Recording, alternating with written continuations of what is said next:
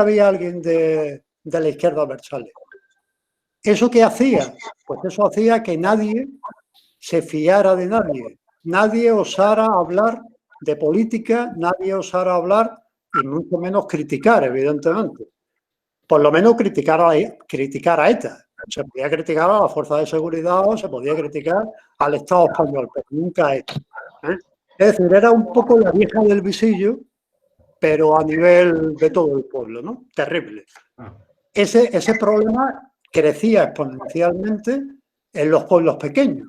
Evidentemente, si estabas en una ciudad grande, como pueda ser San Sebastián o Bilbao o Vitoria, pues pasabas más desapercibido y la gente, bueno, iba un poco más asustada, ¿no? José, pero, un momento. Sí. Un momento, ¿tú puedes explicar a los chicos que no sé si los compañeros lo han hecho, qué es ETA? GAR, sí. Vamos a ver, el GAR es una unidad que es un acrónimo de Grupo Antiterrorista Rural. Hoy día, si tenéis interés, os metéis en internet y hoy día tiene el mismo acrónimo, GAR, pero le han quitado lo de antiterrorista por cuestiones políticas. Y ahora se llama Grupo de Acción Rural. O sea, perdón, Grupo de Acción Rápida de la Guardia Civil. Es una unidad especial que se creó para combatir a ETA. Había que hacer un curso muy exigente, una unidad de operaciones especiales y antiguerrilla. Y se creó a raíz de un atentado muy grave que hubo en el año 79 en Ispaster, que atacaron un convoy de la Guardia Civil que escoltaba un cargamento de armas, de morteros, de una fábrica para probarlas y mataron a 5 guardias civiles. A partir de ese atentado, esa unidad se creó y subió al País Vasco a luchar contra ETA. Es una unidad que se dedicó, al principio nos dedicamos fundamentalmente a proteger a nuestros compañeros, a hacer que ellos pudieran salir a la calle, me refiero a trabajar, porque salían los vehículos a trabajar y los atentados se repetían continuamente, es decir, era muy peligroso. Entonces, nosotros fuimos un poco a asegurar las carreteras, a hacer controles, a dificultarle el movimiento a los terroristas y a intervenir en situaciones de grave riesgo. Es decir, cuando había una situación complicada, pues íbamos nosotros. Había, por ejemplo, unos explosivos en la vía férrea, pues íbamos y nosotros éramos los que hacíamos, digamos, la requisa de toda la vía férrea o de donde fuera para que esos explosivos para que pudieran pasar los trenes, ¿no? Eso es el GAR. Hoy día es el Grupo de Acción Rápida y como gracias a Dios ya no hay ese terrorismo doméstico en este país, pues ahora están en Afganistán, en Irak, están también en el campo de Gibraltar luchando contra el narcotráfico y se dedican a eso, a instruir otras policías del mundo, pues para que puedan luchar contra el terrorismo. Eso es fundamentalmente el GAR.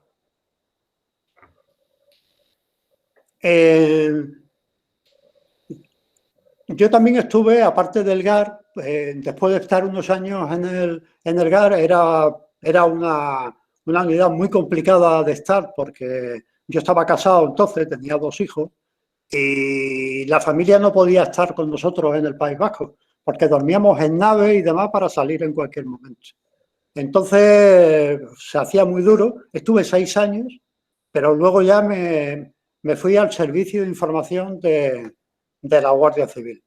Y estuve ya el resto del tiempo hasta que ascendí y ya no tuve vacante y me tuve que marchar. Ese es un poco el tema. Pero si por seguir con el contexto que había en aquella época, el vivir en el País Vasco, en un pueblo pequeño, era absolutamente terrible. La gente que no comulgaba con las ideas de ETA, pues con las ideas de la izquierda Abertzale, pues tenía 2 opciones, o se callaba y tragaba o se marchaba. Ese era un poco el tema. La crueldad de la situación era indescriptible. había momentos bueno, hacer un atentado y llamar por teléfono después a la familia para preguntarle si había carne fresca y cosas así. Es decir, terrible, absolutamente increíble. Veo que alguien se extraña, pero es así. Por ejemplo, por contaros alguna cosa del contexto, ¿no? Los entierros. Cuando mataban un policía, un guardia civil o alguien que era fundamentalmente de fuera del País Vasco, muchas veces la misa de corpore insepulto se hacía allí, evidentemente, y luego se trasladaba el cuerpo a donde se fuese a enterrar. Al final tuvimos que hacer, los sacerdotes nos daban la homilía. Imaginaos una familia que venía de Málaga o de Extremadura, y le daban la homilía en euskera, pues precisamente para ahondar un poco más en la herida. Porque el obispo de San Sebastián tenía prohibido que se diera en castellano, el Monseñor Setién. No sé si habéis oído hablar de él, pero bueno, muy famoso. Al final tuvimos que hacer estas misas de corpore insepulto, las tuvimos que hacer en los gobiernos civiles y oficiadas por capellanes castreses, capellanes del ejército. Pero era más grave aún para la gente que era de allí, como es el caso de este relato, ¿no?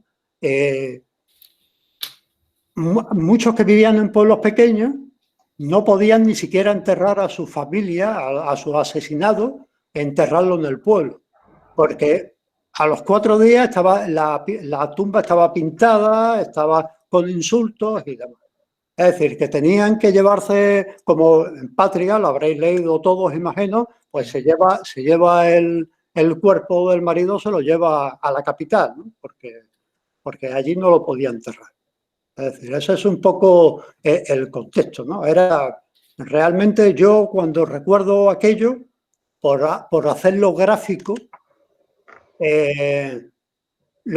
lo recuerdo en blanco y negro. No sé si me explico con esto. Es una cosa terrible. Sí, muy gráfico, José. Muy en gráfico, blanco y negro.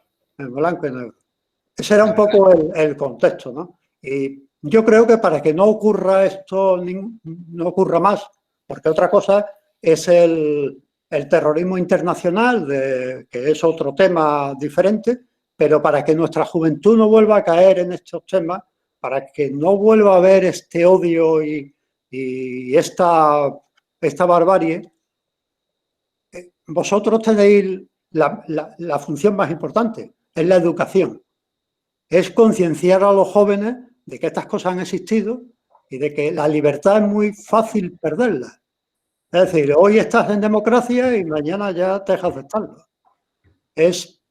Hay que estar muy vigilantes y hacer que nuestra juventud sea crítica y que no le puedan lavar el cerebro de ninguna manera.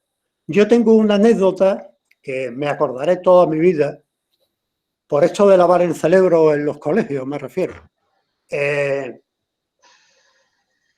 La primera vez que yo llego al País Vasco, llegamos en caravana, porque salíamos de la academia de terminar el curso del GAR y no te dejaban ni llegar a tu casa, sino te montaban en camiones y a trabajar arriba.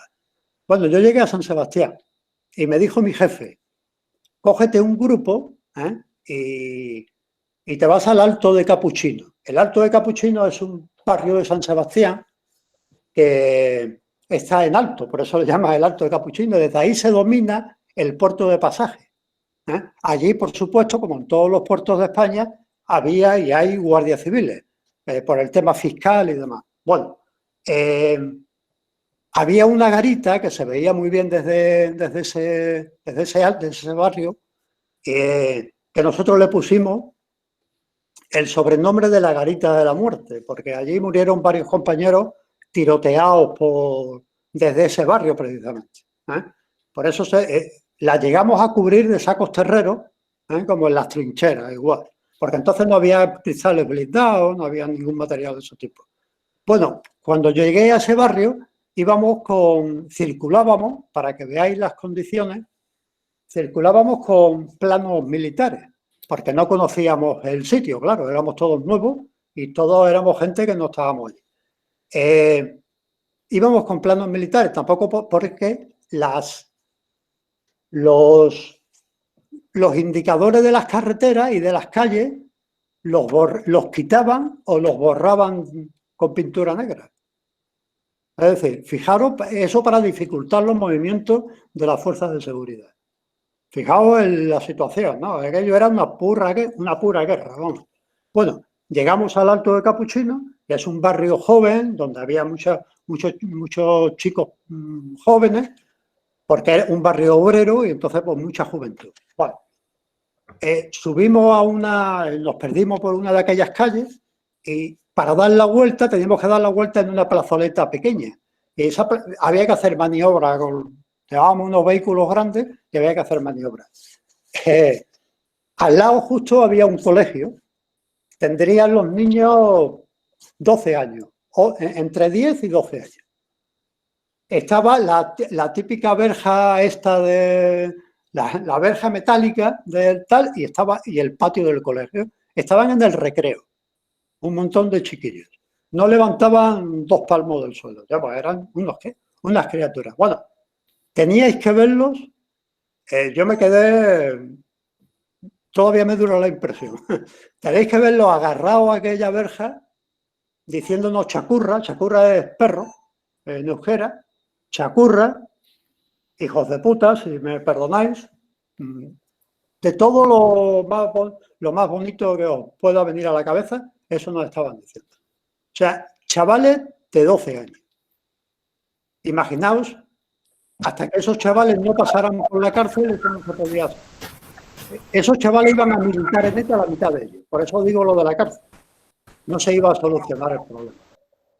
Y efectivamente, de esto estoy hablando del año 81, pues fijaos los años que ha pasado, muchos de ellos eran más pequeños aún y han pasado por la cárcel tal, y hasta entonces no se ha acabado el terrorismo. O sea, por eso digo que la única manera de prevenir esto es con la educación. Fijaos siempre que cuando hablamos de nacionalismo, y en este caso un nacionalismo exacerbado, los gobiernos nacionalistas nunca piden la primera competencia que reclaman al Estado central. ¿Sabéis cuál es? Educación. No piden Hacienda, ni piden seguridad, no, interior, educación. ¿Por qué será? ¿No? Es un poco el tema, ¿por qué será? Bueno, pues en este contexto se desenvuelve este relato. Ya os podéis imaginar que Fernando Aramburu es bastante elegante contándolo y en fin, pues, pero en este terrible contexto se desarrolla este proceso. José Manuel, muchas gracias por dibujarnos el contexto. El año que viene, si la pandemia nos lo permite, esperamos contar contigo para que sigamos hablando a los alumnos y tratando de que tengan conocimiento de ello. Ahora, si os parece, Marisol, que fue la que propuso el relato, elaboró un cuestionario muy interesante y podía seguir ella y luego... No, vosotros. Sigo yo mismo, venga. ¿vale? Muchas gracias, José. La verdad es que tus palabras pues, nos han servido de bastante contexto. Para que tú entiendas un poco de qué va esto, nosotros hemos creado un grupo de cuentos de terror. Entonces, dentro de estos cuentos de terror, pues hemos visto algunos relatos muy inquietantes de Edgar Allan Poe, y a la Marisol se le ocurrió, bueno, que por qué no integrar dentro del terror algo tan cotidiano, bueno, tan cotidiano no, es decir, algo tan real como puede ser el terrorismo, que además deriva de terror. Entonces, bueno, pues dentro de estos cuentos de miedo, llama la atención el cuento Madres, ¿vale? Llama la atención porque es un cuento que da mucho miedo. Entonces, yo ya quiero que me intervengan los alumnos, ¿vale? Aquí, ¿Qué miedo aparecen en Madre? Porque en Madre aparecen muchos miedos, aparecen muchísimos miedos, miedos que llevamos todos dentro. Es decir, son miedos muy reales y son miedos que están a la orden del día. ¿Quién me puede decir algún miedo que hay ahí en Madre? Venga. Ahí, venga, ¿quién se anima? Hay un momento donde Toñi, la protagonista, va paseando por las calles del pueblo después del sepelio, después del entierro de su marido, y ella ¿cómo se siente? ¿Cómo se siente en ese momento? Venga, ¿quién se anima? Los profes también pueden intervenir. Aquí hay miedo muy latente. Hola, buenas tardes, soy Carolina. Hola Carolina, ¿qué hay? ¿Qué tal? Pues mire, quería comentar que uno de los grandes miedos que hemos reflexionado en clase es el de la soledad. El de la soledad, por supuesto. Sí. La verdad que nos sobrecogió el hecho de sentirse tan sola en una ciudad tan grande, ¿no? Rodeada de gente. Pero bueno, luego al final da como un mensaje. Mi alumnado pues no sabía si era un mensaje positivo en el sentido de, bueno, al final la ayudan o se están riendo de ella o al final, ¿qué pasa? Es decir, ¿sigue estando sola? Se preguntaban ellos. Ahí lo dejo. Yo creo Gracias. que uno de los aciertos del cuento, es que el pueblo se vuelca en que se vaya, porque quieren que se vaya, ¿no? Yo creo que la soledad ahí es terrible. Yo creo que es un falso acompañamiento. No sé qué pensáis los demás. Yo creo que, como os puse, que durante todo el relato está diciendo que hay mucha humedad, que hay lluvia, y ella al final coge neumonía. Yo creo que le invade también, ¿no? Esa frialdad del pueblo, el no encontrar a nadie que la ayude, el estar siempre sola, el no hablar las cosas, que también otro de los temas que podíamos tratar era si es mejor hablar los problemas o callarlos y así no existe. Pero yo creo que está sola constantemente porque él, por no preocuparla o por no le habla, los hijos se enfadan, no le hablan, está sola, incluso eso, al final, yo creo que es el dolor que ella tiene más grande, ¿no? Sí, Juan nos dice que la única persona que la apoya es su vecina, pero su vecina en un momento dado también la deja sola, ¿eh? Es decir, la soledad que siente esta mujer resulta terrible, ¿eh? Es decir, tengo yo también, hay más miedo ahí, ¿eh? Está el miedo a pensar diferente, es decir, a no salirse de lo que piensan los demás. Yo creo que ese es el miedo que a lo mejor más os puede acercar a vosotros. ¿Quién no ha sentido alguna vez miedo a discrepar? Es decir, bueno, yo como todo el mundo piensa lo mismo, yo me voy a callar. Y no voy a decir mi opinión, aunque sea una opinión que no vaya en consonancia con lo que piensa la mayoría. ¿Qué pensáis sobre eso? ¿Eso lo habéis sentido alguna vez en el instituto? ¿Alguien ha sentido en el instituto callarse porque el resto de la gente va en otro sentido distinto? ¿Qué pensáis? ¿Cómo lo vivís? Sí. Juan dice que sí. Pues Juan, explícate un poco, anda. ¿Eso se ve en el instituto o no se ve en el instituto? Es decir, se ve en el instituto, porque yo reconozco que yo a veces me he dejado llevar. Yo me he dejado llevar. Y más cuando era joven. Me he dejado llevar totalmente. Eso se percibe en el centro, vosotros lo percibís en el centro, percibís que hay gente que a pesar de todo, en un momento dado, marca su postura y dice, no, por ahí yo no voy a tirar. ¿Cómo lo veis? Yo creo que los mediadores en este sentido podéis aportar mucho, ¿eh? Venga, ¿algún mediador o mediadora?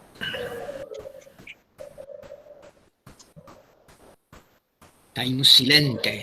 Lo que le pasa a la gente es que nos da miedo que nos dejen de lado por pensar algo que los demás no quieren que pensemos. Muy bien, Alba. Sí, incluso tenemos el personas miedo a que nos excluyan. Nos meten ese mismo miedo y nosotros a veces sabemos que si decimos lo contrario a ellos pueden llegar a herirnos. Ajá. Para establecer también cuando estamos con nuestro grupo de amigos damos En plan, nosotros pensamos una opinión y a tus amigos no le puede gustar y pues te callas porque crees que te van a rechazar. Sí, es el miedo al rechazo, en efecto. Sebastián, dime.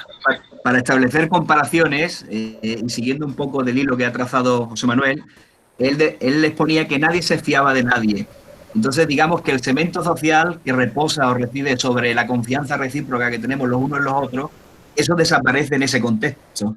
Y también sería interesante comparar cómo en una sociedad democrática, que siempre desde luego es mejorable, hay pluralidad ideológica. Es decir, a pesar de que, bueno, todos somos en mayor o menor medida diferentes, siempre somos diferentes respecto a algo. Y en una sociedad democrática, cualquier persona puede exponer lo que piensa, pero en un lugar, en una dictadura o en un estado extremadamente nacionalista, hay un pensamiento único hegemónico y es muy difícil llevar la contraria. Entonces, ese miedo es todavía más angustioso, por así decirlo. Sí, yo además enlazo precisamente porque lo terrible de todo esto es el miedo a que te maten por lo que piensas. Eso yo creo que es terrible. Es decir, que alguien pueda sentir miedo por eso es terrorífico. Eso es terror de verdad. Dime, Andrés. Sí, al hilo de lo que estoy diciendo, llama la atención también que la Toñi, como Aramburu la nombra, y Guido parece no manifiesta en ningún momento una opinión explícita con respecto a nada. Es solamente el hecho de pertenecer a un cuerpo de seguridad del Estado, que guardia municipal. No pertenece a un cuerpo específicamente represivo, sino que es guardia municipal en general. El hecho de pertenecer a una de las fuerzas de seguridad parece que los coloca, aunque ellos no manifiesten eso. Entonces, ya no solo se tiene miedo a manifestar la opinión, sino que incluso manteniéndose en la equidistancia, uno tiene miedo a la colaboración y a la intimidación. La propia vida. Y eso es muy duro. Ni siquiera en la equidistancia, ni siquiera manteniéndose al margen, tiene uno la tranquilidad en el día a día, ¿no? Me parece terrible. Sí, yo creo que eso es una de las claves del cuento. Es decir, y además has dicho una palabra muy interesante, equidistancia, ¿no? Esa equidistancia pues, puede resultar además muy opresiva. Yo, claro, no quiero pasar por alto que hay dos madres, hay dos mujeres. Claro. Eso es importante porque ese es el título. Entonces, hay una cuestión que plantea Marisol que me parece muy interesante y es el hecho de que una de las madres a la que le han matado el hijo, ¿vale? No se sabe si ha sido un accidente o no, ¿vale? Pero esa mujer quiere venganza. Esa mujer necesita sentirse mejor con el dolor de otra persona. Eso es terrorífico, eso es terrible. Es decir, que alguien pueda sentirse de esa manera, es decir, o que su felicidad vaya en función de que a otra persona le puedan hacer daño, puede resultar realmente terrible, pero también nos lo podemos aplicar a nosotros mismos. ¿Qué opináis? Es decir, ¿puede ser que el dolor del otro nos haga sentirnos a nosotros mejor? La venganza, ¿no? La venganza, sí. ¿El dolor de los demás es algo que nos puede hacer a nosotros sentirnos bien? Muchas veces cuando sabes que tu enemigo es mayor que tú, necesitas ser tú mayor que otra persona para sentirte bien. Bien, interesante reflexión, Alba. Alba, ¿y quién es tu enemigo? Yo por ahora no tengo enemigo. La verdad, me llevo bien con todo el mundo.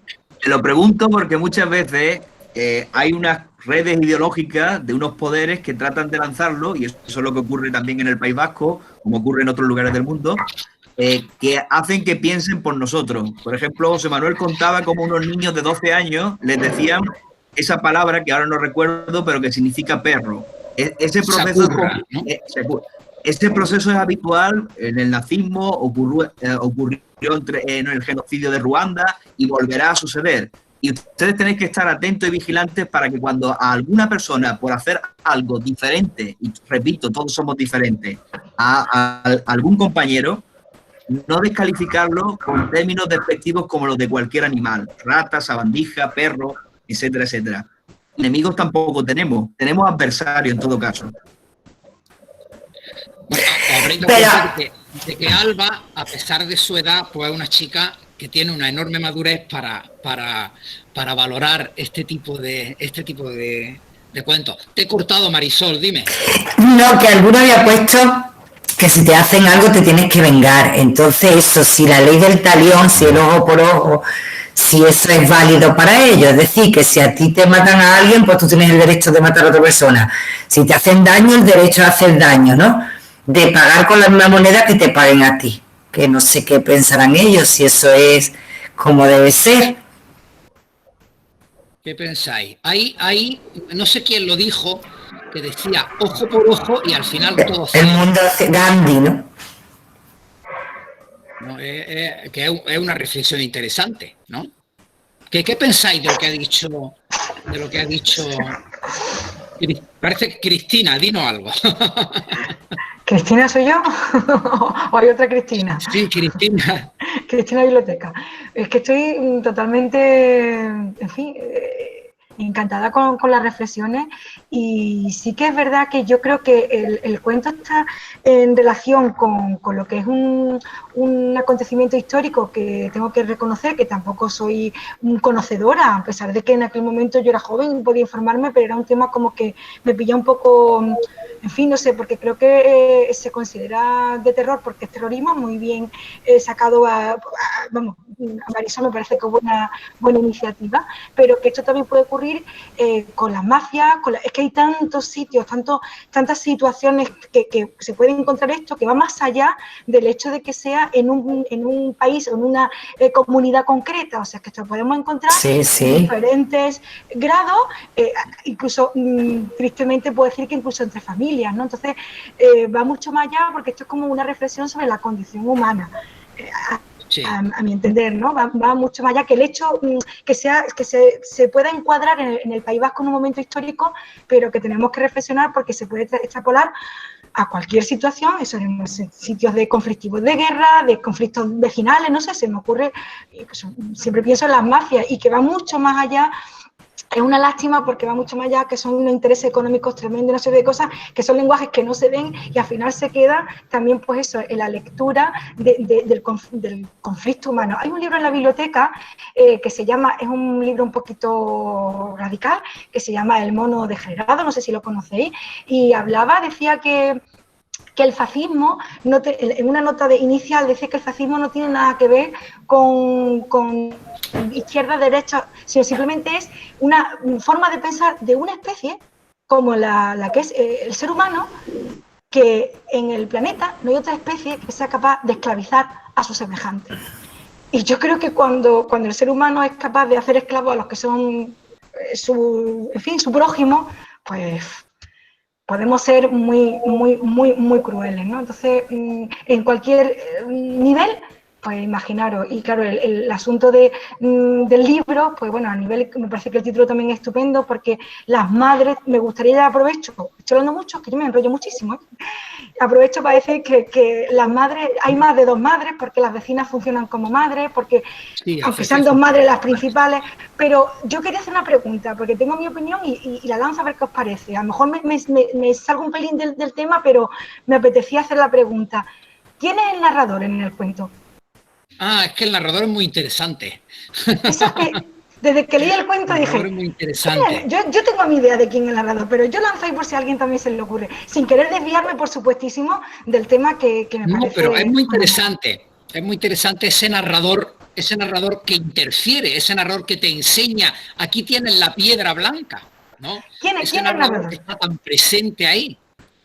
El narrador es algo equiparable a lo que decían algunos pintores, ¿no? Dice, todo pintor se pinta a sí mismo.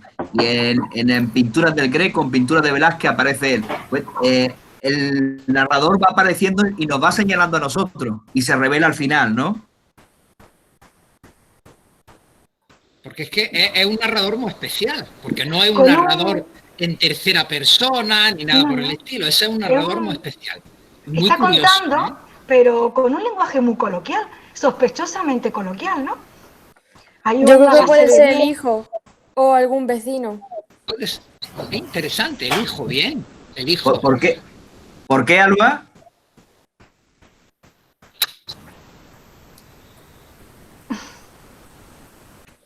Bueno, es decir, es interesante que sea, que podría ser un testigo de la acción que había por ahí, un testigo puede ser el hijo, Pues el narrador puede ser pero hijo. tiene que ser, ¿cómo? Pero es interesante que la piedra la coge la Toñi, pero la tiene el narrador. Tiene que ser alguien muy cercano al narrador, muy cercano a la Toñi. Podría ser perfectamente su hijo. Dime, Roberto. Yo estoy de acuerdo con lo que ha dicho. Muy cercano. Con lo que ha dicho Alba. Tiene la palabra Roberto. Puede ser su hijo o uno de los dos hijos porque porque lo cuenta desde un entorno familiar, como que él mismo lo ha vivido, lo que ha pasado en esa casa y lo que ha pasado cuando cogió el taxi. Muy bien, pues muy interesante, sí. Pues muy interesante que sea también el hijo el que cuente la historia de una otra generación a la que enseña a los demás lo que sucedía. Aunque muy hábilmente Aramburu no cae, digamos, en posiciones maniqueístas. Está claro con quién está, pero trata de comprender a los unos y a los otros, a la naturaleza humana, que cae siempre o a menudo en las mismas trampas, ¿no? Trampas que nosotros mismos nos trazamos. Sí, es decir, hombre, es curioso, ¿no? Es curioso lo de ese narrador tan especial, ¿no? Que hay. ¿Y por qué? Además, llama mucho la atención que la llame la Toñi. Porque no le dice Antonia o Toñi, no, la llama la Toñi, ¿no? ¿Por qué se usa? Yo creo que la hace más española, ¿no? Como más fuera del País Vasco, o más andaluza, o más... Creo que la hace, ¿no? Porque realmente, no sé, José, tú creo que el que debe explicarnos un poco más, para ellos era una guerra, ¿no? Era España contra ellos, ¿no? Sí, bueno, sí. Sí. Ellos no eran de España, ¿no? Sí, ellos estaban convencidos de que era así, ¿no? Pero bueno, quitado problemas de derecho internacional y demás aparte, ellos estaban convencidos de que aquello era una guerra y ya está. Pero... ¿No eran españoles? Sí, entre españoles. Bueno, entre españoles ellos no se consideran. ¿Ellos se sentían españoles? No, en absoluto. Ni se sentían ni se sienten. No. Ya. Hay una parte... No, es que el problema subsiste. Es decir, la situación ahora mismo del País Vasco, la única diferencia es que no se matan. Pero nada más. Las ideas siguen exactamente las mismas. Es decir, el País Vasco está partido. Es decir, hay una parte muy importante de la población que se siente española, pero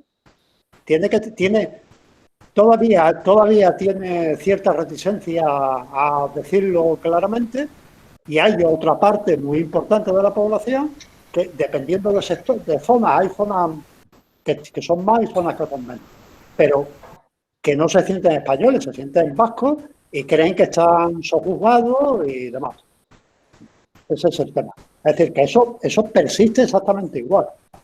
De hecho, ahí están las declaraciones de Bildu y tal. Es decir, no hay o los recibimientos a la gente que sale de la cárcel. Es decir, no hay que se pueda darle un homenaje a una persona que sale de la cárcel que ha matado a 17, 18 personas. Es un poco duro, ¿eh? Lo mires como lo mires. Además, matado de la manera que han matado, indiscriminadamente. Es decir, una cosa es una guerra convencional y otra cosa es totalmente diferente. Y hay un Nora. miedo, hablando de los miedos, hay un miedo ahí que veo yo, que yo lo hubiera tenido, en su caso, lo hubiera tenido al menos, que era el miedo por sus hijos. Es decir, el miedo de que si no saco a mis hijos de aquí, mis hijos al final se van a volver como ellos. Porque en el momento que tengan un poco más de edad, les van a exigir ir a las manifas, ir a tal, quemar autobuses y al final meterse en. Y si no lo hacen, serán señalados y serán. Ese es un miedo muy importante y yo creo que lo debía tener. Sí, que al hilo de lo que ha dicho José, ¿José se llama usted? Sí, José Manuel. José, bueno, pues yo he recogido los datos de Wikipedia. Yo soy malo con la fecha y con los datos y quería hacer más razonado. Y entre 1958 y 2018, que ha sido la etapa de operatividad del grupo terrorista, ha matado a 854. Lo estoy calculando, son 14, más de 14 personas al año. Ha herido a más de 1.000 personas y ha secuestrado a 86 personas. Y ya está, quería poner esa pequeña nota al pie para tenerlo en cuenta. No olvidar es intentar no repetir otra vez lo mismo. Sí, eso es fundamental. Sí, pero perdón, yo me gustaría hacer un apunte nada más para no hacerme pesado. Muchas veces se contabiliza de esa manera como usted acaba de hacer ahora. Ha matado 850 personas, piensa, desde el año 59 que nace ETA, o desde el 65 que empieza a matar, cuando mata a un guardia civil, a Pardines, en la carretera, hasta el 2000 y pico. Bueno, no son tantas personas, quiero decir, podrías pensar que no es tanta gente, ¿no? Que mueren más en accidentes de tráfico, ¿no? No es solamente eso, es el dolor que ha causado. Mira, hay gente psicológicamente afectada por este tema, por el llamado síndrome del norte, o los americanos lo llaman fatiga de combate o estrés de combate. Lo llaman los americanos a ese. Eso se dio mucho en Vietnam. Hay muchísimos funcionarios, muchísimos policías y guardias civiles que están afectados por ese motivo. Muchos se han suicidado. Esos no figuran como víctimas del terrorismo. Tienes que contar también como víctimas del terrorismo no solo a las familias de todas esas personas, sino tienes que contar también a toda la diáspora vasca. Es decir, ¿cuánta gente le pasó como a Toño? ¿Cuánta gente se tuvo que marchar del País Vasco? Porque se vio amenazada, le pedían el impuesto revolucionario si no te mataban a ti o a tus hijos, porque te amenazaban con matar a tus hijos. Es decir, cuidado, es decir, que las víctimas son infinitamente más. Se pueden contar por decenas de miles, seguro. Al hilo de lo que señala José Manuel, fijaos, la página 48 dice: o te marchas o yo no sé quién criará a tus hijos, que tiene que ver con lo que apuntaba antes y con lo que acaba de señalar. Me gustaría preguntarle a los alumnos si ellos se sienten andaluces y si sentirse andaluces o malagueños es incompatible con sentirse español o europeo. ¿Hay algún alumno que se atreva a responder? Venga, ¿qué pensáis? ¿Quién se siente más andaluz que español o más español que andaluz o igual de español que andaluz o solo se siente andaluz? No sé. A ver, Juan Gutiérrez, los dos por igual. Bien. Por ejemplo, se plantea una cosa interesante. Mirad, leo dentro del cuestionario que tiene aquí Marisol, en relación con la policía, dice que sería oportuno que hubiera una policía andaluza, por ejemplo.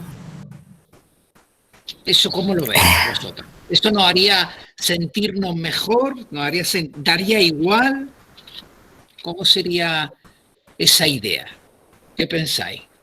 ¿Nos haría sentirnos más cercanos o no? ¿O eso no está en vuestra imaginación? En vuestro imaginario. Hay muchas preguntas. Todavía solamente me ha contestado uno a la de ¿se siente más español que andaluz o no?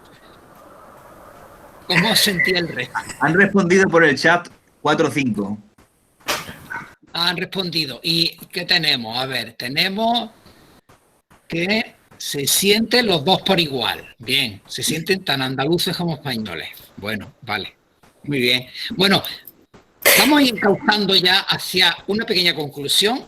A mí me gustaría saber, es decir, el hecho que motiva que maten a este policía municipal es una bandera.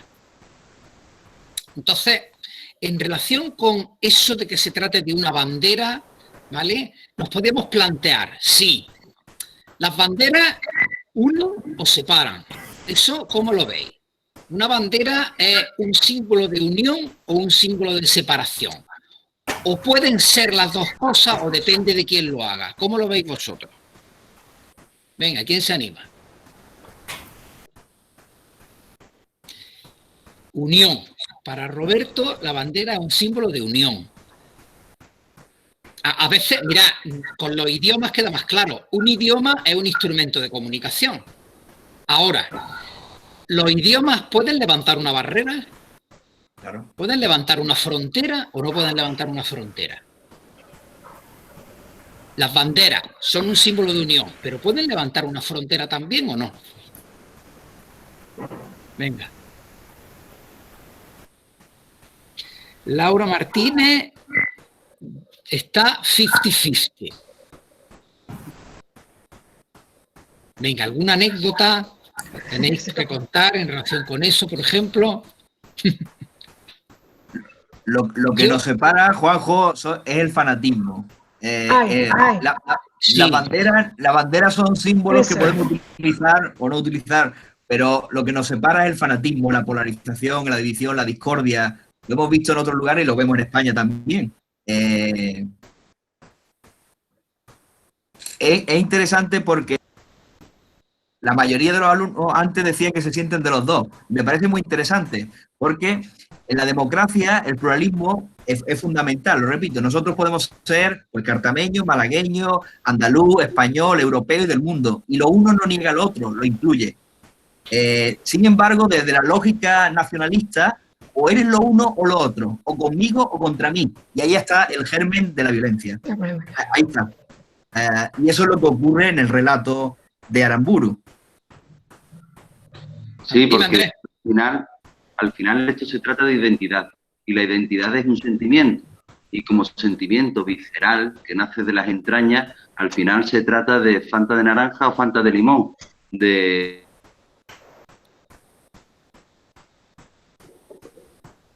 Parece que se ha cortado. Sí, no. Bueno, por seguir con lo que decía, a veces las identidades pueden ser muy excluyentes. Recientemente me he leído un libro que se llama, perdón, te he cortado, Andrés, sí. Es que se ha cortado. Perdón. No, y decía que al final, que estoy de acuerdo con Sebastián, que al final la bandera es un objeto y que para mí más importante, lo esencial, es que esto se trata de identidades y la identidad como tal. Se nos ha ido. Mira, yo tengo una duda. A ver si vosotros qué pensáis. De la madre que le matan al niño. Yo sé que aunque le diga a ella se quiere vengar y le dice que no, que se tienen que ir y que si no sus hijos y si... ¿No creéis que en el fondo también quería que se fuera, no sé si porque se librara de la muerte? Porque qué necesidad también de avisarle tantas veces o de al final estar presente para decirle adiós. ¿Veis en algún momento que quiere librarla de esa muerte a ella y a su marido o no? ¿O durante todo el texto la veis que lo que quiere es venganza? Roberto ha levantado la mano, dime, Roberto. Yo creo que es venganza porque lo dice como con un odio hacia ella y hacia su marido, para que se vayan, que se vayan. Sí, pero entonces no era mejor que lo mataran o que la mataran y ella se sentiría a lo mejor, ¿no? O sino avisarla. No, ella decía, os largáis o os matamos, una de dos. Pero era también para tener tranquila la fiesta, para que no pasara nada, para que no investigaran también. La mujer lo que quería, porque como creía que el marido de la Toñi había matado a su hijo, pues lo que quería es que ella sufriera lo mismo que ella. Sí, que tú ves ahí un componente vengativo, sobre todo, ¿no? Sí, pero al final... Interesante. Dime, Andrés. Se despide de ella y dice, y no recuerdo las palabras exactas, pero dice, y en su gesto no había odio ni venganza, ¿no es así, Marisol? Exacto, es como que, por favor, vete para no seguir ¿no? Tengo dolor y tengo odio porque han matado a mi hijo, según la versión de ella, porque hacía pipí, ¿no? Cerca de donde estaba el cuartel. Entonces, que realmente la versión es lo que hablamos, a lo mejor puede ser que el niño, en fin, cada versión de cada uno. Al final, pero hay algo de compasión también, no sé. Hay compasión, pero es que yo pienso que al final dice, lo que estaba diciendo Andrés, vio entonces la acera de enfrente la señora vestida de negro y se fijó en que no tenía en la cara la dureza de otras veces, antes bien una mueca apagada y como melancólica, les aseguro. En esto va y le dice adiós con la mano, que la Toñi pensó si sería de burla, pero no. ¿Quién le está contando el cuento? ¿Qué es fundamental? Porque ¿quién va a saber mejor que nadie la cara de burla que no burla? Es la visión de Toñi. No sabemos realmente si esa señora estaba vengativa o no. Posiblemente la compasión de Toñi es la compasión que ve en esa señora.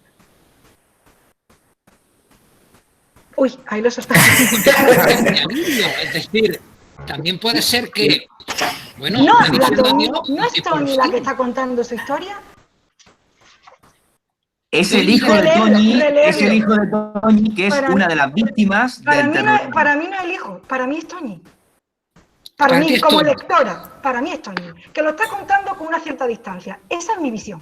Pero esa yo soy lectora muy particular.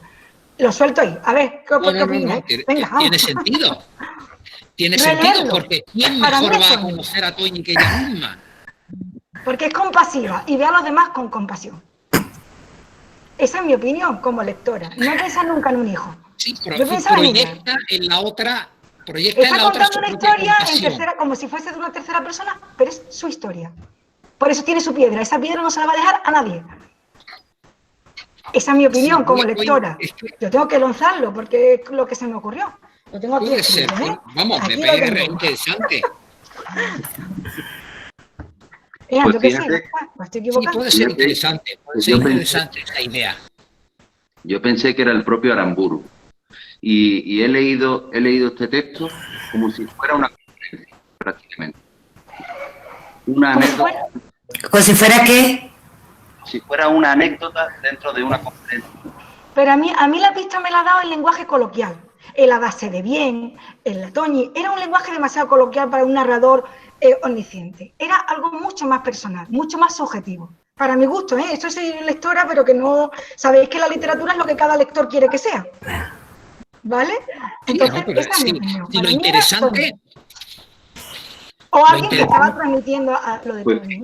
Fíjate, Cristina, que, ¿sí? que para mí Aramburu es porque efectivamente la señora que perdió al hijo y que lo saluda aquí desde el coche, tengo la sensación de que le saluda con melancolía, con nostalgia, precisamente porque se va. Ella necesita a alguien a quien odiar, alguien de quien vengarse. Y el hecho de que se vaya le provoca tristeza y nostalgia. Y entonces eso me parece una reflexión propia del autor, que en este caso creo que tiene la razón. una tercera hipótesis. Venga. En esto consiste la literatura. Claro. Hay Una tercera muchas, hipótesis, muchas. la ambigüedad en literatura es riqueza, a diferencia de las ciencias naturales que requieren la precisión. Pero yo estoy con lo que han dicho los chicos, varios, que es el hijo el que narra la historia. Y el hijo, pienso que Aramburu ha elegido a una víctima del terrorismo para que cuente la verdad de lo que ocurría. Como una especie de con un deseo de conciliación final, a pesar del dolor causado por unas partes y otras. Cristina no, a Cristina no la convence. No. Porque esa piedra directa es ella. Que sí que puede ser, ojo, no voy a ser tampoco tan intolerante, que es lo que estamos hablando ahora, hay que ser tolerante. ¿Vale? Pues muy bien. Pues, perfecto, yo creo que lo podemos dejar aquí. Nos ha dejado un buen sabor de boca esta tertulia sobre madres de Fernando Aramburu. Ha habido opiniones muy interesantes y hemos contado además con el contexto que nos ha facilitado José Manuel. Gracias, de su experiencia allí. Podemos, es decir, te podemos dar un aplauso virtual, ¿vale? Por haber estado con nosotros, ¿vale? Muchísimas gracias a todos y a todas por estar con nosotros y os emplazo ya al día 11 de febrero, ¿vale? Y tenemos el cuento que ha elegido Rosalía. La lotería. La lotería de Shirley Jackson, que es una maravilla, una maravilla. En Estados Unidos lo leen todos los alumnos en secundaria y es maravilloso, ya lo veréis. Es un cuento para disfrutar y para disfrutarlo. De modo que, me despido yo, buenas tardes y nada. Gracias, Juanjo. Gracias, Juan. Gracias. Venga. Muchas gracias. Gracias. Vale. Adiós. Venga, Adiós. luego, hasta mañana. Adiós. Vamos a parar esto. Profe, tú Mari, ya ¿cómo se mañana para nos mandas el esto? cuestionario. No me puedo ni salir. Yo mando el cuestionario.